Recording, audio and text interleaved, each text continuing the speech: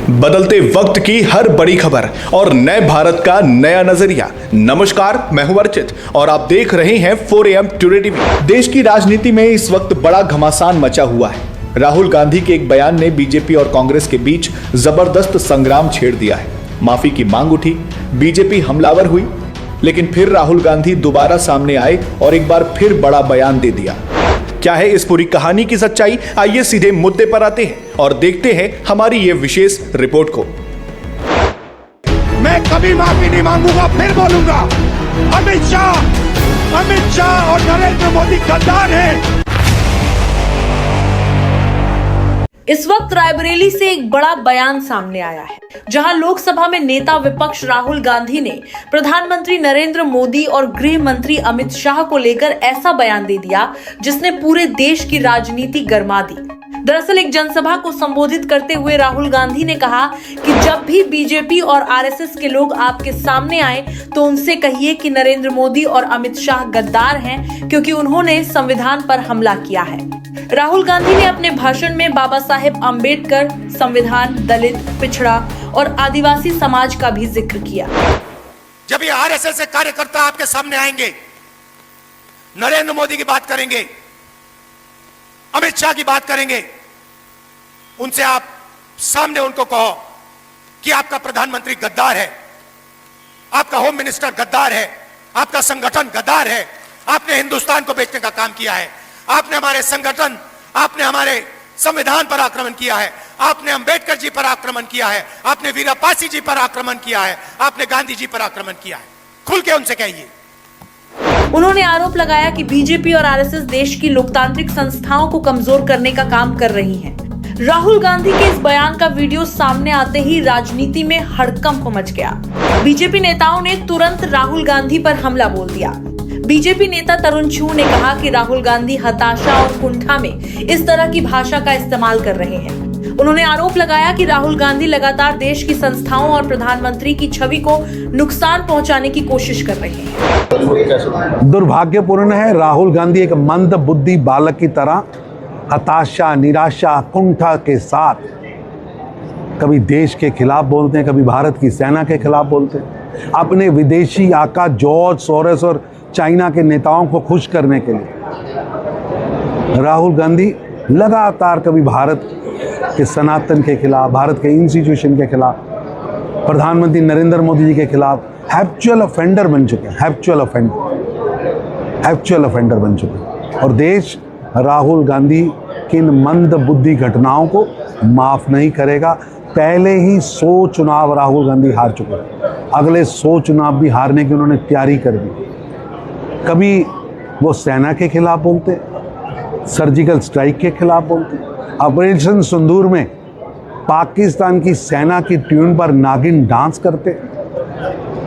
राहुल गांधी का व्यवहार मंद बुद्धि बालक जैसा है और देश लगातार उन्हें सजा दे रहा है और आगे भी सजा देगा। उनका ये बयान भारत के जनादेश का अपमान है। जनता उन्हें वोट की चोट से करारा जवाब देगी। वहीं बीजेपी नेता नितिन नाबिन ने कहा कि लोकतंत्र में प्रधानमंत्री के लिए इस तरह की भाषा बेहद दुर्भाग्यपूर्ण है और राहुल गांधी को देश से माफी मांगनी चाहिए। राहुल गांधी जी का आज का बयान बहुत ही दुर्भाग्यपूर्ण है और कहीं न कहीं उनकी अराजकतावादी मानसिकता को दिखाता है। मैं मानता हूं कि भारतीय राजनीति में जहां सूचिता, सामाजिकता और कहीं न कहीं एक दूसरे को सम्मान देने की प्रक्रिया है, उसमें उनका यह बयान बहुत ही दुर्भाग्यपूर्ण है। मैं मानता हूं कि लगातार हो रही हार, निराशा कहीं न कहीं उनके स्वभाव और उनके चरित्र में दिख रहा है और यही हताशा और निराशा आज उनके इस सब तरह के शब्दों के बयान आ रहे हैं। मैं पूछना चाहता हूं राहुल गांधी जी, आपके पूर्वजों ने इस देश की जमीन और जमीन को हमेशा गिरवी रखने का काम किया, कभी हमारे सैनिकों के मनोबल को बढ़ाने का काम नहीं किया, लेकिन हमारे यशस्वी प्रधानमंत्री श्री नरेंद्र मोदी के नेतृत्व में इस देश की जमीन भी सुरक्षित हुई और देश के लोगों का जमीर भी मजबूत हुआ। और कहीं न कहीं आपके शासनकाल में आपके लोगों ने जब जब इस देश में राज किया, इस देश में करप्शन के रूप में पूरी तरह से आकंठ में पूरी सरकार आपकी डूबी रही। आज हम करप्शन पे जीरो टॉलरेंस की नीति पे काम करते हैं। आज हमारे देश के यशस्वी प्रधानमंत्री के नेतृत्व में आतंकवाद जैसे चीजों पर पूर्ण रूप में लगाम लगाने का काम किया और हमारे पड़ोसी भी आज हमको कहीं न कहीं हमारी इस नीति से नतमस्तक नजर आते हैं। और किस प्रकार से आप शब्दों का प्रयोग करते हैं, जिन शब्दों का आप प्रयोग कर रहे हैं, क्या नक्सलवाद खत्म करना गद्दारी है? क्या इस देश की जमीन को सुरक्षित रखना गद्दारी है?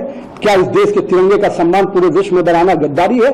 अगर ऐसे शब्दों का आप प्रयोग करते हैं तो मुझे समझ में नहीं आता कि आपके पूर्वजों ने, आपके कांग्रेस के पुराने नेताओं ने जिस प्रकार से यहाँ के सैनिकों के सर काट दिए जाते थे, आप मौन बैठते थे। लेकिन आज भारतीय सेना को सम्मान के साथ, स्वाभिमान के साथ काम करने का जो मौका मिला है वो यशस्वी प्रधानमंत्री नरेंद्र मोदी के नेतृत्व में मिला है। और मैं मानता हूं कि भारतीय राजनीति का आप राहु है जो कहीं न कहीं पूरे तरह से देश की राजनीति की वातावरण को गंदा और दूषित करते हैं।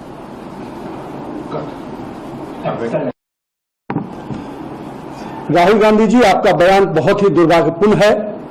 आपने केवल नरेंद्र मोदी का ही अपमान नहीं, आपने देश की 140 करोड़ जनता का अपमान किया है। लेकिन शायद आप पुरानी चीजों से सबक नहीं सीखते हैं। देश की जनता ने जब जब आपने आदरणीय नरेंद्र मोदी जी का अपमान किया है, तब तब इस देश की जनता ने नरेंद्र मोदी को जीत दिया है। देश की जनता ने जीत का माला नरेंद्र मोदी को पहनाने का काम किया है। तो आने वाले समय में भी आपको इस बयानों के लिए, दुर्भाग्यपूर्ण बयानों के लिए निश्चित रूप से बड़ी कीमत चुकानी पड़ेगी। कई बीजेपी नेताओं ने इसे प्रधानमंत्री और देश का अपमान बताते हुए कांग्रेस पर हमला बोला, लेकिन विवाद यही नहीं रुका। बीजेपी की तरफ से लगातार माफी की मांग उठने के बाद राहुल गांधी एक बार फिर सामने आए। इस बार राहुल गांधी ने और भी आक्रामक अंदाज में कहा कि वह आरएसएस से नहीं डरते और कभी माफी नहीं मांगेंगे। राहुल गांधी ने कहा, मैं फिर बोलूंगा कि नरेंद्र मोदी और अमित शाह गद्दार हैं क्योंकि उन्होंने संविधान पर हमला किया है। आरएसएस के लोग सुन लो, आपने कहा कि मुझे माफी मांगनी चाहिए, मैं कभी माफी नहीं मांगूंगा, फिर बोलूंगा। अमित शाह और नरेंद्र मोदी गद्दार हैं क्योंकि उन्होंने कॉन्स्टिट्यूशन पर आक्रमण किया है। सुन लो अच्छी तरह, मैं तुम लोगों से नहीं डरता हूं और हिंदुस्तान की जनता इस बात को समझ गई है और हिंदुस्तान की जनता भी आपसे नहीं डरती है। राहुल गांधी के इस दूसरे बयान के बाद राजनीतिक माहौल और ज्यादा गर्मा गया। अब कांग्रेस और बीजेपी दोनों इस मुद्दे को लेकर आमने सामने दिखाई दे रही हैं। कांग्रेस का कहना है कि राहुल गांधी संविधान और सामाजिक न्याय की लड़ाई लड़ रहे हैं। वहीं बीजेपी का आरोप है कि विपक्ष लोकतंत्र की मर्यादा भूल चुका है और केवल राजनीतिक फायदे के लिए इस तरह की भाषा इस्तेमाल कर रहा है। अब सबसे बड़ा सवाल यही है कि क्या यह विवाद आने वाले चुनावों में बड़ा राजनीतिक मुद्दा बनेगा? क्या यह लड़ाई अब संविधान बनाम राष्ट्रवाद की राजनीति में बदलती दिखाई दे रही है? और सबसे अहम सवाल, क्या नेताओं को राजनीतिक भाषणों में ऐसी भाषा इस्तेमाल करनी चाहिए? आप इस पूरे मामले को कैसे देखते हैं? अपनी राय हमें कमेंट बॉक्स में जरूर बताइए।